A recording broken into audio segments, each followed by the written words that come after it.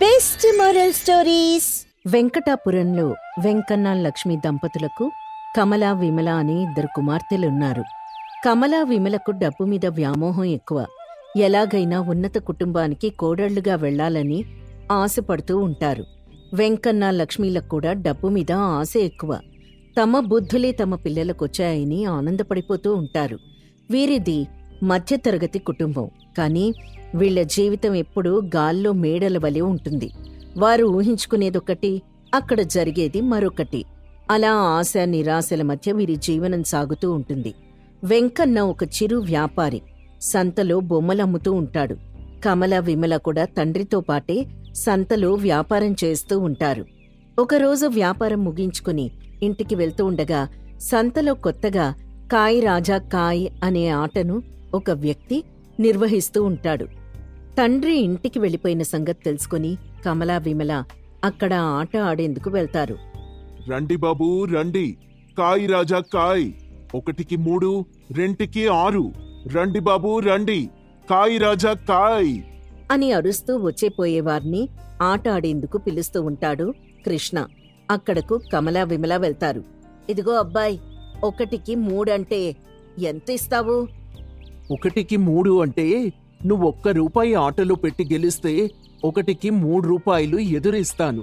అదే ₹2 పెట్టి గెలిస్తే ₹6 ఎదురిస్తాను. రూపాయికి ₹3 ఇస్తాడంట. భలే భలే, ఆడదామే. నువ్వు సరిగ్గా విన్నావా? గెలిస్తేనే ఇస్తాడు. మరి గెలవకపోతే పరిస్థితేంటి? ఏం కాదులేవే, ఈ ఒక్కసారికి ప్రయత్నిద్దాం. డబ్బులొస్తే అమ్మ కూడా మెచ్చుకుంటుంది. ఒకవేళ డబ్బులు పోతే ఈ రోజు మనం సంతలో చేసిన వ్యాపారమంతా వృధా అయిపోతుంది. ఏమీ కాదుగాని నువ్వుండు, నేను చూసుకుంటానుగా అని ఆటలో డబ్బు పెడుతుంది విమల. కృష్ణ ముందు వాళ్ళని మెప్పించేందుకు ఆటలో కమలా విమల గెలిచేట్టుగా పందెం వేస్తాడు. విమలకు బోలె డబ్బొస్తుంది. విమల ఆనందానికి అంతూ పంతూ ఉండదు. విమల, మనకిప్పటికే చాలా డబ్బొచ్చిందే, అవి తీసుకొని ఇంటికి వెళ్ళిపోదాం. ఇంకా ఆట ఆపే.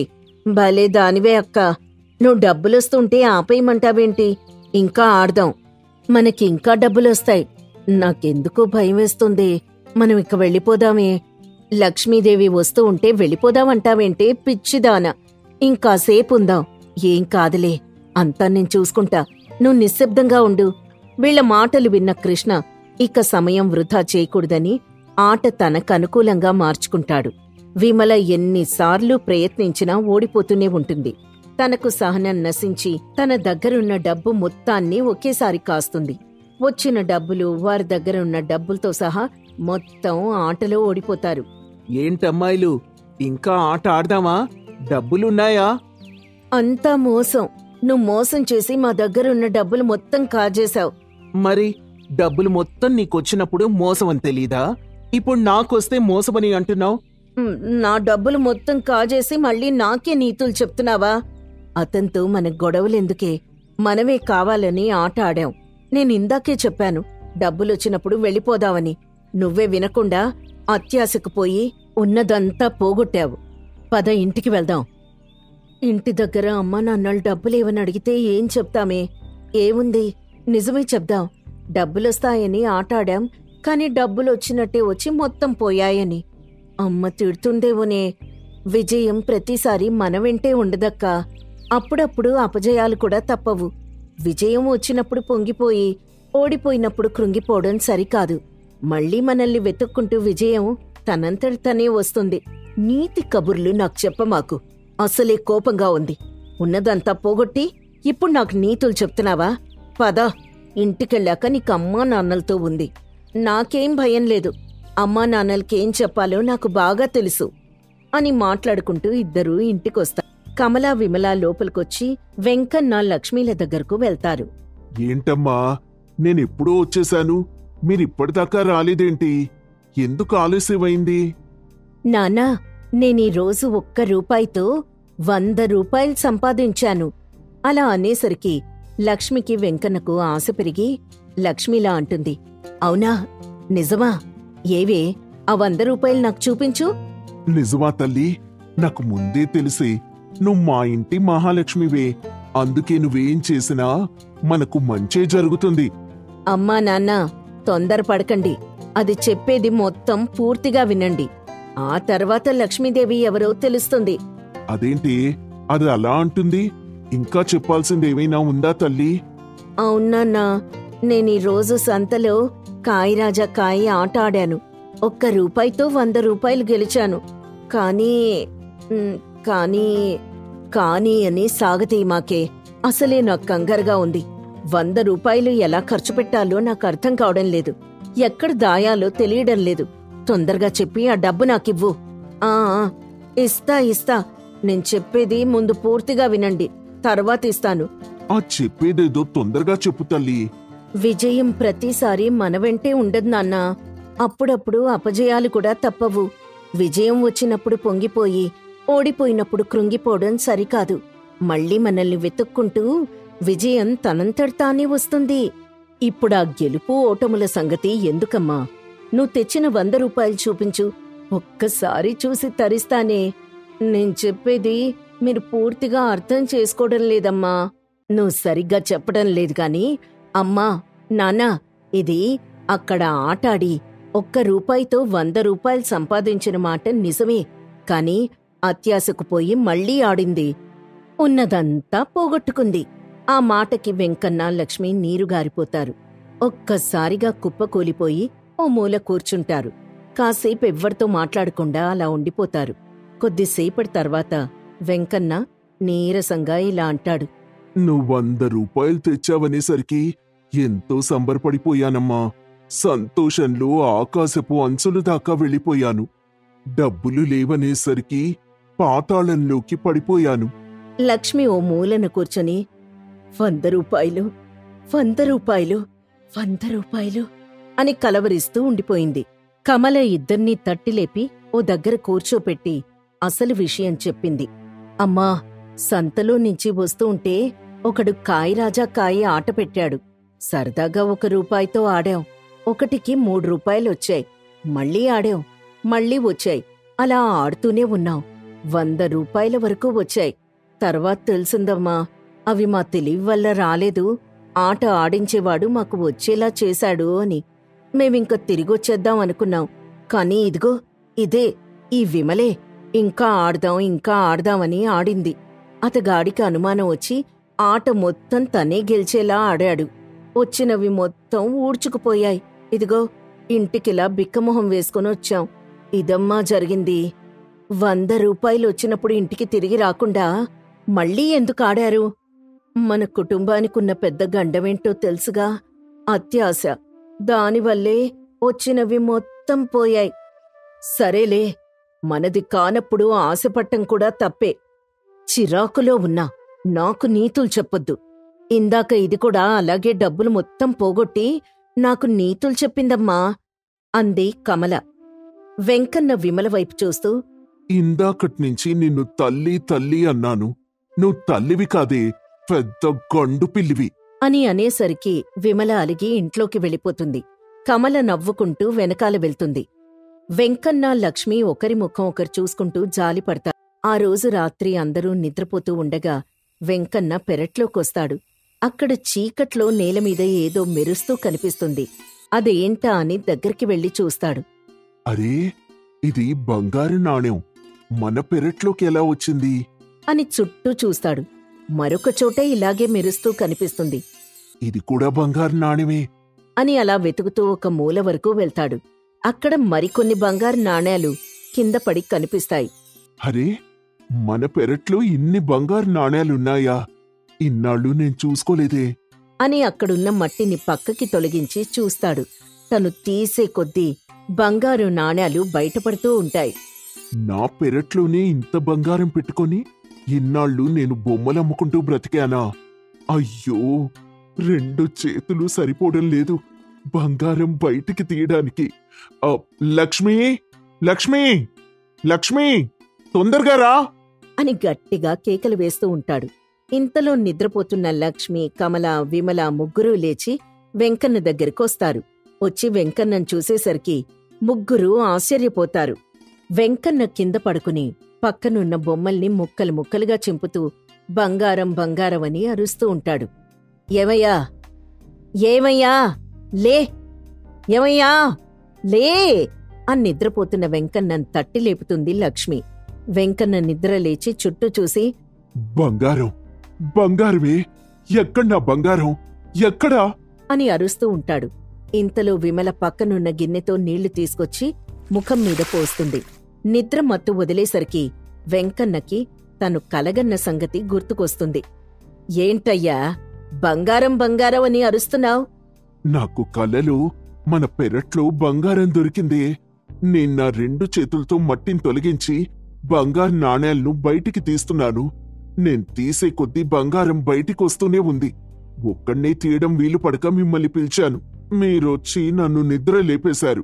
ఏవయ్యోయ్, తెల్లవారుజామున వచ్చే కలలు నిజమవుతాయి అంటారు. ఒకవేళ నిజంగానే మన పెరట్లో బంగారం ఉందేమో, ఒకసారి వెళ్ళి చూద్దామా? అమ్మా, నిజమేనమ్మా, తెల్లవారుజామున వచ్చే కలలు తప్పకుండా నిజమవుతాయి. పద, ఒకసారి వెళ్ళి చూసొద్దాం. నాన్నా, నువ్వెక్కడ చూశావో మాక్కూడా చూపించు. నలుగురు పెరట్లోకి వెళ్లి వెతుకుతారు. కాని ఎక్కడా బంగారం కనిపించదు. నలుగురు ఇంట్లోకొచ్చి అలసిపోయి కూర్చుంటారు. అప్పుడు కమల ఇలా అంటుంది, మేవంటే చిన్నపిల్లలం, మాకు బుద్ధి లేదు. మీకేమైంది? కలలో బంగారం కనిపిస్తే నిజంగా దొరుకుతుందా? ప్రతిరోజూ ఇదే పెరట్లో తిరుగుతున్నాం. అప్పుడ్లేని బంగారం ఇప్పుడెలా దొరుకుతుంది? కొంచెమైనా ఆలోచించకుండా నిద్ర మానుకొని పెరట్లో మమ్మల్ని తిప్పుతారా? మన అత్యాశ వల్లే మనకేమీ దొరకడం లేదు. పైనున్న దేవుడికి అన్నీ తెలుసు, ఎవరికెప్పుడు ఏమివ్వాలో.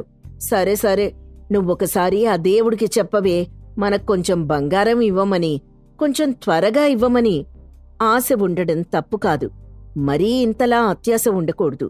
ఇంతటి ఆశ అత్యాశల వల్లే మధ్యతరగతి కుటుంబాలు ఎదుగుదల లేకుండా మిగిలిపోతున్నాయి. చంద్రన్ తన తాత రామయ్య వంక చూస్తూ దిగాలుగా కూర్చున్నాడు. రామయ్య తన మనవణ్ణి చూస్తూ ఏడుస్తూ, చంద్రం, నేనెళ్ళిపోయాక నువ్వు ఏడవకురా. ఒక్కడివే ఉన్నావని బాధపడకు. పుట్టినప్పుడు ఒంటరిగా వచ్చాం, చచ్చేటప్పుడు కూడా ఒంటరిగానే వెళ్తాం. మనకు తోడు ఎవ్వరూ ఉండరు, మనతో తోడుగా ఎవ్వరూ రారు. బతికినంతకాలం ఎవ్వరినీ చెయ్యి చాచి అడగకు. కష్టపడు, బతకడానికి కష్టపడి బిడ్డ. ఆ కష్టంలోనే బతుకుంది, ఆ బతుకులోనే బంగారు భవిష్యత్తు ఉంది. తాత, అలా అనకు తాత. నువ్వు లేకుండా నేనుండలేను తాత. చిన్నప్పటినుంచి నన్ను పెంచి పెద్దోణ్ణి చేశావు. ఇప్పుడిలా ఒంటరిగా వదిలేసి వెళ్ళిపోతావా? నాన్న చంద్రం, కాటికి పోయేవాణ్ణి. నా దగ్గర కన్నీళ్ళే తప్ప ఇంకేం లేవయ్యా. ఈ మట్టిని ఊరిని మరువకు. బతికితే ఇక్కడే బతకాలా, చస్తే ఇక్కడే చావాలా? ఎందుకంటే ఇదే మన మట్టి కాబట్టి అంటూ రామయ్య కన్ను మూస్తాడు. తన తాత శవంపై పడి వెక్కి వెక్కి ఏడుస్తాడు చంద్రం. అలా చాలాసేపు ఏడ్చిన తర్వాత తాత రామయ్య మాట్లాడిన మాటలు గుర్తుకొస్తాయి. ఆయన చెప్పిన మాటలు తనకు ధైర్యాన్నిస్తాయి. ఇక ఏడవడం ఆపి అంత్యక్రియలు పూర్తి చేస్తాడు చంద్రం. మరుసటి రోజు ఉదయాన్నే ఆ ఇంటికి ఊరి పెద్ద మనిషి శంకరం వస్తాడు. రే చంద్రం, నిన్ను చూస్తుంటే జాలేస్తోందిరా. చిన్నప్పటినుంచి అమ్మా నాన్నలు లేకుండా పెరిగావు. ఇప్పుడు నిన్ను పెంచిన ఆ రామయ్య లేకుండా బతుకుతున్నావు. అందుకే నీలాంటోడికి ఏదైనా సాయం చేయాలనుంది. ఒక పని చేద్దాన్రా. మీ తాత ఆస్తిని నాకు రాసిచ్చేయి. ఎంతో కొంత డబ్బులిస్తానులేరా. ఆ డబ్బు తీసుకుని పట్నం వెళ్ళి నీకిష్టం వచ్చినట్టు బతుకు. అయ్యా, ఆ పొలం మా తాత కష్టమయ్యా. దాన్ని నేను చచ్చినా అమ్మను. ఇక ఈ ఇంటిని కూడా వదలను. మా తాత చచ్చే ముందు కూడా వీటి గురించే చెప్పాడు. ఎట్టి పరిస్థితుల్లోనూ నేను నా పొలాన్ని ఇంటిని అమ్మనయ్యా. ఎలా అమ్మవో నేను చూస్తా. మరో 3 నెలల్లో వర్షాలు జోరుగా కురుస్తాయి. ఆ తర్వాత చెరువు నిండుతుంది. ఆ చెరువు కట్ట తెగుతుంది. ఇక వరద నీళ్లన్నీ పంటలపైకి పోతాయి. ఆ తర్వాత జరిగేది నీకు తెలుసు కదా. కాయ కష్టం చేసి పండించిన పంటలన్నీ హుష్ అని గాల్లో కలిసిపోతాయి. ఏంటయ్యా, బెదిరిస్తున్నారా? అయ్యయ్యో, ఇది బెదిరింపు కాదురా, బుజ్జగింపు. జరగబోయేది చెప్తున్నానంతే. ఆ తర్వాత నీ ఇష్టం ఆలోచించుకో. నీకోసం నా గుమ్మం తలుపులు తెరిచే ఉంటాయి అంటూ శంకరం అక్కడ్నించి వెళ్ళిపోతాడు. శంకరం వెళ్ళిన తర్వాత చంద్రం తన తాత మాటలు గుర్తు తెచ్చుకొని కన్నీళ్లు పెట్టుకుంటాడు. అలా ఏడుస్తున్న చంద్రం దగ్గరికి పక్కింటి పద్మం వస్తుంది. చంద్రం అంటే పద్మకు చాలా ఇష్టం. ఏడుస్తున్న చంద్రాన్ని చూసి, నువ్వలా ఏడిస్తే నీ సమస్యలు తీరిపోతాయా చంద్రం? నిన్ను అవమానించిన మనుషులు మారిపోతారా? మరేం చెయ్యమంటావు? ఇలా ఏడవడం తప్ప ఇంకేం చెయ్యను. మీ తాత మాటలు గుర్తు చేసుకో. కష్టపడింది ఏదీ రాదు. నాకు తెలిసి ఆ శంకరన్ నీ పొలాన్ని కూడా తన సొంతం చేసుకోవాలని చూస్తున్నాడు. ఇప్పుడు ఎలా వ్యవసాయం చేస్తావు? ఎలా సంపాదిస్తావు? ఆ శంకరానికి భయపడి నేనేం చెయ్యలేనా? చేయగలవు చంద్రం. అదే ఆలోచించు. కాస్త మనసు పెట్టి ఆలోచించు. ఇదిగో నీకోసం అన్నం తీసుకొచ్చాను. ఏడుస్తూ అన్నం తినకుండా ఎంతసేపని అలా ఉంటావు? కాస్త తిను చంద్రం. నన్ను క్షమించు పద్మ. నా వల్ల నువ్వు కూడా బాధపడుతున్నావు. ఈసారి పంట చేతికొస్తే తాత ముందు మనం పెళ్లి చేసుకుందామని అనుకున్నాను. కానీ అంత తారుమారైంది. తాత ఇప్పుడు లేడు అంటూ కన్నీళ్లు పెట్టుకుంటాడు చంద్రం. అలా ఏడుస్తున్న చంద్రాన్ని పద్మ ఓదారుస్తుంది. మరుసటి రోజు ఉదయాన్నే తన పొలాన్ని చూస్తున్న చంద్రానికి కాస్త దూరంగా ఒక కొండ కనిపిస్తుంది. ఆ కొండ ప్రాంతానికి ఎవ్వరూ వెళ్లరు. ఎందుకనో చంద్రం ఆ కొండపైకి వెళ్లాలనుకుంటాడు. అలా చాలాసేపు నడిచి నడిచి నడిచి ఒక్కడే ఆ కొండపైకి చేరుకుంటాడు. కొండ నుంచి చూస్తే తన ఊరు చాలా చిన్నదిగా కనిపిస్తుంది. తన ఊరిని చూసి మురిసిపోయి మళ్లీ తన ఇంటికి చేరుకుంటాడు చంద్రం. ఇంతలో ఇంటి దగ్గర శంకరాన్ని చూసి, నువ్విలా ఇంటి చుట్టూ తిరుగుతూనే ఉంటావా? అయినా ఆ పంట పొలాలు తీసుకుని నువ్వేం చేసుకుంటావు? ఇప్పటికే చాలా మంది పంటల్ని నీ గుప్పిట్లోకి తీసుకున్నావు కదా. నువ్వెన్ని చేసినా నేను మాత్రం నా పొలాన్ని నీకమ్మను. రేయ్, నా ముందు నీ కుప్పిగంతలెందుకు? బెట్టు చెయ్యకుండా నేను చెప్పినట్టు చెయ్యి. పోనీ నీకెంత డబ్బు కావాలో చెప్పు, పడేస్తాను. అంతేగాని పొలాన్ని అమ్మనని మాత్రం అనకు. నువ్వెన్ని చెప్పినా నేను నా పొలాన్ని అమ్మను. ఇక చంద్రం అలా తెగేసి చెప్పేసరికి శంకరం కోపంగా వెళ్ళిపోతాడు. మరుసటి రోజు పద్మకు ప్రమాదం జరుగుతుంది. గాయంతో ఉన్న పద్మం చూసి చంద్రం సహించలేకపోతాడు. ఆ ప్రమాదం జరగడానికి కారణం శంకరమే అని తెలుసుకుంటాడు. కోపంగా బయలుదేరతాడు. ఇంతలో పద్మ, చంద్రం, నువ్వు ఆవేశపడకు. తప్పు చేసిన వారిని ఆ దేవుడు ఊరికే వదిలిపెట్టడు. ఖచ్చితంగా వాళ్ళని శిక్షిస్తాడు. నాకిలా జరగడానికి కారణం ఆ శంకరమే. దయచేసి నువ్వు వాడితో గొడవ పెట్టుకోకు. మనం వాణ్ణి ఏం చేయలేమా పద్మ? ఇలా ఊర్లో అందరి పొలాల్ని దోచుకొని వాడేం చేయాలనుకుంటున్నాడు? వాడితో తాడో పేడో తేల్చుకొనొస్తాను అంటూ చంద్రం అక్కడ్నించి బయలుదేరి శంకరం కూడా తన ఇంట్లో చంద్రం కోసం ఎదురు చూస్తూ ఉంటాడు. చంద్రాన్ని చూసి, రారా రావయ్యా చంద్రం, మొత్తానికి నీ పొలాన్ని అమ్మడానికి సిద్ధమయ్యావు. చాలా సంతోషం. నువ్వు మనిషివేనా? కాస్తైనా జాల్లేదా నీకు? అమాయకురాలైన పద్మను అలా చేయడం తప్పు. నీ ప్రతీకారం వాళ్లపై కాదు, నాపై తీర్చుకో. చూడు చంద్రం, గొడవొద్దు. ఇప్పుడు చిన్న ప్రమాదమే జరిగింది. నువ్వు ఆ పొలాన్ని ఇవ్వకుంటే నీ పద్మ ప్రాణం పోయినా పోవచ్చేమో. శంకరం అలా అనేసరికి ఒక్కసారిగా తన మనసుని మార్చుకుంటాడు చంద్రం. ఇక పద్మ కోసం తన పొలాన్ని ఇచ్చేయాలని నిర్ణయించుకుంటాడు. శంకరం ఇచ్చిన డబ్బులు తీసుకుని పొలం పత్రాలిచ్చేసి పద్మ దగ్గరకొస్తాడు. విషయం మొత్తం పద్మకి చెప్తాడు. ఎంత పని చేశావు చంద్రం! మీ తాతకు నీకు ఎంతో ఇష్టమైన ఆ పొలాన్ని అలా అమ్మేశావా? నాకోసం అమ్మావని తెలిస్తే నాకు చాలా బాధగా ఉంది. ఇప్పుడు బతకడానికి ఏం చేస్తావు? అవన్నీ తర్వాత ఆలోచిద్దాం పద్మ. ముందు నువ్వు జాగ్రత్తగా ఉండు అని చెప్పి మళ్లీ ఆ కొండపైకి వెళ్తాడు. ఒంటరిగా కూర్చొని ఆలోచిస్తున్న చంద్రానికి ఒక చక్కటి ఆలోచన వస్తుంది. ఒకవేళ వర్షాలొచ్చినా వరదలొచ్చినా చెరువు నిండినా ఊర్లో ఉన్న పంట పొలాలకే ఇబ్బంది. అదే నేనీ కొండపై వ్యవసాయం చేస్తే ఆ సమస్యలివి ఉండవు. ఇకపై ఇక్కడే నేను వ్యవసాయం చేస్తాను, కొండపై పంటలు పండిస్తాను అంటూ చంద్రం కష్టపడి రోజూ ఆ కొండపైకెళ్ళి భూమిని చదును చేస్తాడు. విత్తనాలు చల్లి రోజూ ఆ పంటకు కాపలా కాస్తాడు.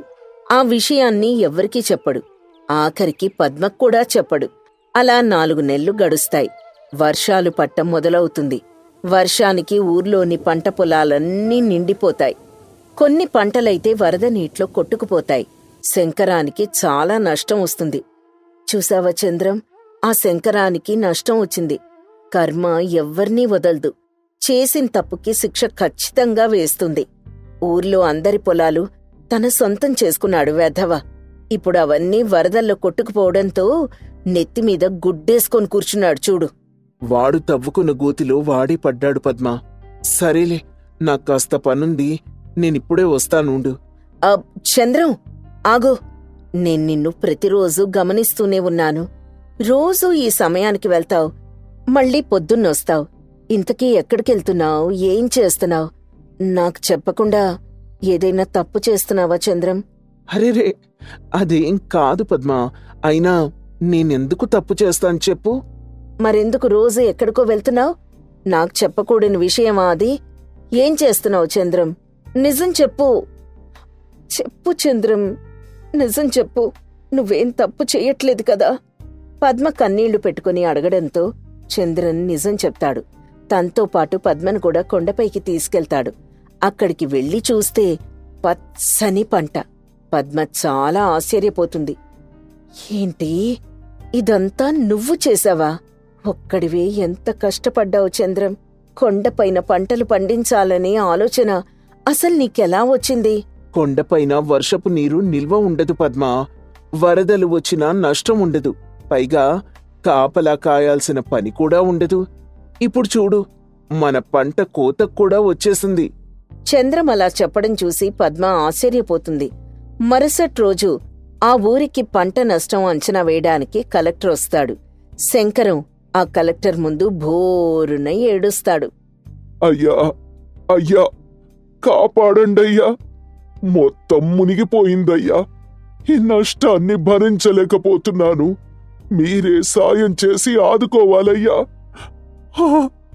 చూడండి, నేను మీకు సాయం చేయడానికే వచ్చాను. అయినా ఈ ఊర్లో మొత్తం మీ పొలాలే ఉన్నాయేంటి? మిగిలిన వారు వ్యవసాయం చేయరా? చేస్తారండి. వాళ్ల పొలాలన్నీ శంకరమే బలవంతంగా లాక్కున్నాడు. కొందరికి డబ్బుల ఆశ చూపాడు. అత్యాశతో ఇప్పుడు తను తవ్వుకున్న గోతిలో తనే పడ్డాడు. రే చంద్రం, నువ్వు నోరు ముయ్యరా. అయినా ఈ వర్షంలో మీరు పంటలు పండించున్నా ఇలానే జరుగుండేది. మీరప్పుడు ఈ కలెక్టర్ ముందు లబోదిబోమనేవారు. పండించాడు, కాని వర్షానికి కూడా ఆ పంటకి ఏ నష్టం రాలేదు. ఇప్పుడు అదే కోతకొచ్చింది. ఏంటమ్మా నువ్వు చెప్పేది? వరదలు వచ్చినా పంటకేం కాలేదా? నిజమా నువ్వు చెప్పేది? అవునండి, చంద్రమే అదంతా చేశాడు. రండి చూపిస్తాను అంటూ పద్మ కలెక్టర్ని అందర్నీ తీసుకొని కొండపైన ఉన్న పొలం దగ్గరికి వెళ్ళింది. అక్కడికి వెళ్లి చూస్తే పంటలున్నాయి. వాటిని చూసి ఊరి జనం అంతా ఆశ్చర్యపోతారు. ఇక కలెక్టర్ చంద్రాన్ని మెచ్చుకుంటారు. అద్భుతం! ఇంత మంచిగా ఆలోచించారు మీరు. ఇలా ఆలోచించడం చాలా గొప్పగా ఉందయ్యా చంద్రం. మీలాంటి వారి గురించి తెలిస్తే ఇంకొందరు స్ఫూర్తి పొందుతారు. ఖచ్చితంగా ఈ విషయాన్ని నేను ప్రభుత్వం దగ్గరికి తీసుకెళ్తాను అంటూ కలెక్టర్ ఊరి జనం ముందు చంద్రాన్ని పొగడ్తలతో ముంచెత్తుతాడు. నెల తర్వాత పంట చేతికొస్తుంది. ఆ పంటని ఊరి జనానికే పంచేస్తాడు చంద్రం. ఆఖరికి శంకరానికి కూడా కొంత భాగాన్ని ఇస్తాడు. శంకరం అప్పుడే తన తప్పును తెలుసుకుని, తప్పు చేశాను చంద్రం. ఈ రోజు నువ్వు నా కళ్ళు తెరిపించావు. ఇకపై నేను సొంతం చేసుకున్న పొలాలన్నీ ఎవరివి వాళ్లకి తిరిగిచ్చేస్తాను. మంచి ఆలోచనండి. ఇక మన ఊరికి ఏ ఇబ్బంది రాకుండా చూసుకుందాం. ఊరి పెద్దగా మీరుండి మమ్మల్ని నడిపించండి. అదే ఈ ఊరికి మీరు చేసే మేలవుతుంది. తప్పకుండా చేస్తాను చంద్రం. నన్ను మనిషిలా మార్చిన నీకు ధన్యవాదాలు అంటూ శంకరం తాను చెప్పినట్లుగా ఊరి జనాలకు పంట పొలాల్ని ఇచ్చేస్తాడు. ఇక ప్రభుత్వం ఆధ్వర్యంలో కలెక్టర్ సభను పెట్టి చంద్రానికి సన్మానం చేస్తారు. అలాగే కాస్త నగదు బహుమతిని కూడా అందిస్తారు. సభలో చంద్రం మాట్లాడుతూ, మా తాత ఎప్పుడూ చెబుతూ ఉండేవారు, ఆఖరికి చనిపోయే ముందు కూడా నాకు చెప్పిన విషయం ఏంటంటే, కష్టపడటం. ఎప్పుడైతే మనం కష్టపడటం మొదలు పెడతామో అప్పుడే ఆ కష్టానికి తగిన ఫలితం మనకు ఖచ్చితంగా దొరికి తీరుతుంది. ఏదీ ఆలోచించకూడదు. ఓటములు, అవమానాలు, కన్నీళ్లు అన్నీ మర్చిపోయి కష్టపడాలి. అది చేయడం వల్లే ఈ రోజు నేను మీ ముందు ఇలా ఉన్నాను. కష్టానికి తగ్గ ఫలితం నాకు దక్కింది. మరి మీరు కూడా కష్టపడాలి. కష్టపడి అనుకున్నది సాధించాలి అని చెప్పేసరికి అందరూ చప్పట్లతో చంద్రాన్ని పొగుడ్తారు. ఇక ఆ తర్వాత చంద్రాన్ని చూసి స్ఫూర్తి పొంది చాలామంది కొండలపై వ్యవసాయం చేయడం మొదలు పెడతారు. వారిని చూసి చంద్రం, పద్మలు చాలా సంతోషిస్తారు.